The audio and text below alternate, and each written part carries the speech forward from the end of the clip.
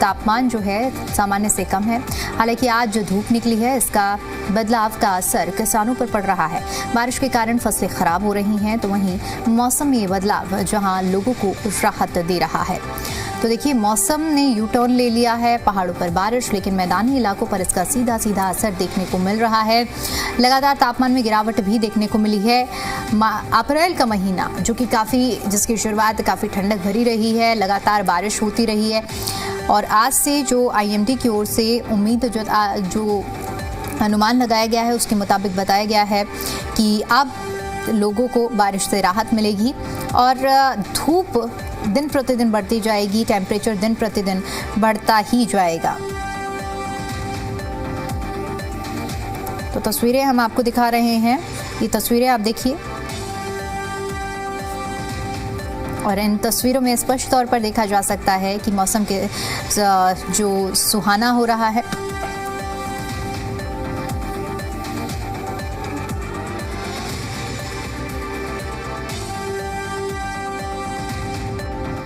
राजधानी दिल्ली में अप्रैल के महीने में भी ठंड पड़ रही है। ये कुदरत का करिश्मा कहिए या कुदरत का चमत्कार कहिए।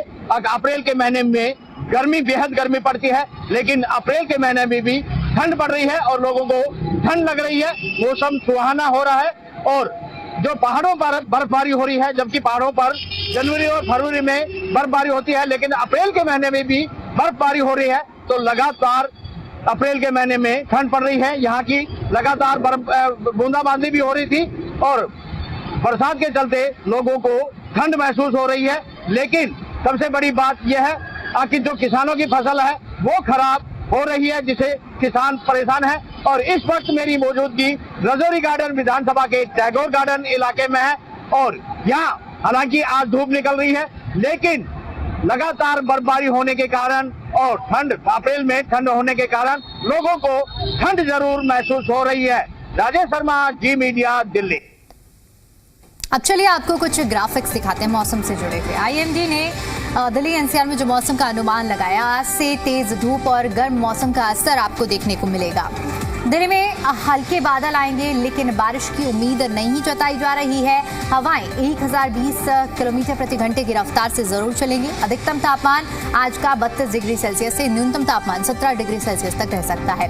तो दिल्ली NCR में 10 अप्रैल से यानी कि कल से तापमान में इजाफा देखने को मिलने वाला है। 14 अप्रैल तक ये जो टेम्परेचर है ये 38 डिग्री सेल्सियस तक पहुंचेगा।